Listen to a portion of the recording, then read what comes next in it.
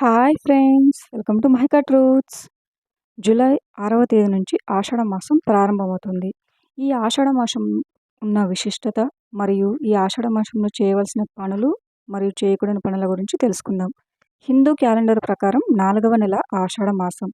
ఈ నెలలో పౌర్ణమి నాడు చంద్రుడు ఉత్తరాషాఢ లేదా పూర్వాషాఢ నక్షత్రాలలో ఉన్న నెలను ఆషాఢ మాసం అని అంటారు. ఈ మాసాన్ని శూన్యమాసం అని కూడా అంటారు. మరి ఆషాఢ మాసంలో ఎవరిని పూజించాలి, ఆషాఢ మాసంలో చేయవలసిన పనులు మరియు చేయకూడని పనులు, ఆషాఢ మాసం యొక్క విశిష్టత, ఆషాఢ మాసంలో చేయవలసిన దానాలు మొదలైన విషయాల గురించి ఈ వీడియోలో మనం ఇప్పుడు తెలుసుకుందాం. వర్ష ఋతువు ఆషాఢ మాసం నుంచి మొదలవుతుంది. సూర్యుడు మిథున రాశి నుంచి కర్కాటక రాశిలోనికి ప్రవేశిస్తాడు. దీంతో ఉత్తరాయణ పుణ్యకాలం పూర్తయి దక్షిణాయనం మొదలవుతుంది. దక్షిణాయనం పితృదేవతలకు ప్రీతికరమని అంటారు. ఈ మాసంలో చేసే స్నానం, దానం, జపం, పారాయణలు విశేష ఫలితాలనిస్తాయి. ఆషాఢ మాసంలో చేసే సముద్ర, నది స్నానాలు ముక్తిదాయకం అని చెప్పబడింది. చెప్పులు, గొడుగు, ఉప్పు దానం చేయడం వల్ల విశిష్ట ఫలితం ఇస్తుందని విశ్వాసం. ఈ ఏడాది ఆషాఢ మాసం జూలై 6వ తేదీన ప్రారంభమై ఆగస్టు 4వ తేదీన ముగుస్తుంది. ఈ మాసంలోనే త్రిమూర్తి స్వరూపుడైన గురువుని ఆరాధించే పర్వదినం గురు పూర్ణిమ జరుపుకుంటారు. దీనినే వ్యాస పూర్ణిమ అని కూడా అంటారు. మహాభాగవతాన్ని రచించిన వేదవ్యాసుడు కూడా ఈ రోజున జన్మించాడు. అంతేకాదు, వ్యాసుడు వేదాల్ని 4 భాగాలకు విభజించిన రోజు కూడా ఇదే అంటారు. ఆషాఢ శుద్ధ విదియ రోజున పూరి జగన్నాథుడు, బలభద్ర, సుభద్ర రథయాత్ర కన్నుల పండుగగా జరుగుతుంది. ఆషాఢ సప్తమిని భాను సప్తమి అని అంటారు. ఉత్తరం నుంచి దక్షిణ దిశకు పయనిస్తున్న సూర్యుడు 3 నెలల తర్వాత మధ్యకు చేరుకుంటాడు.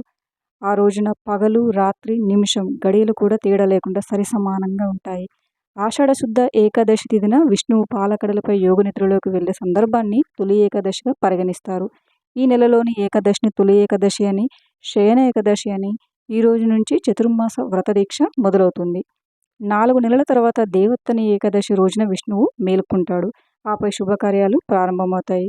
ఇది కాకుండా సంవత్సరంలో మొదటి గుప్త నవరాత్రి కూడా ఆషాఢ మాసంలోనే వస్తుంది. ప్రపంచ ప్రసిద్ధిగాంచిన జగన్నాథ రథయాత్ర కూడా ఆషాఢ మాసంలోనే జరుగుతుంది. ఆషాఢ మాసంలో చేసే సముద్ర స్నానానికి, దానానికి ఎంతో ప్రాముఖ్యత ఉంది. అలాగే ఈ మాసంలో నీటిని అస్సలు వృధా చేయకండి. ఆషాఢంలో గొడుగు, నీళ్లతో కూడిన కుండ, పుచ్చకాయ, ఉప్పు, జామకాయ మొదలైన వాటిని తోచినంత మేరకు దానం చేయండి.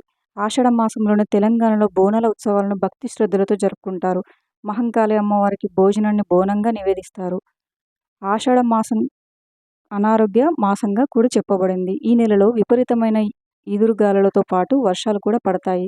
దీంతో కాలువలోను, నదులలోను ప్రవహించే నీరు పరిశుభ్రంగా ఉండదు. కావున చెరువులలోనికి చేరిన నీరు అపరిశుభ్రంగా ఉండటం వలన వ్యాధుల బారిన పడతారు అని అర్థం. ఈ నెలలో కొత్తగా పెళ్ళైన జంట అత్తగారింట్లో అడుగు పెట్టకూడదనే సాంప్రదాయం కూడా ఉంది.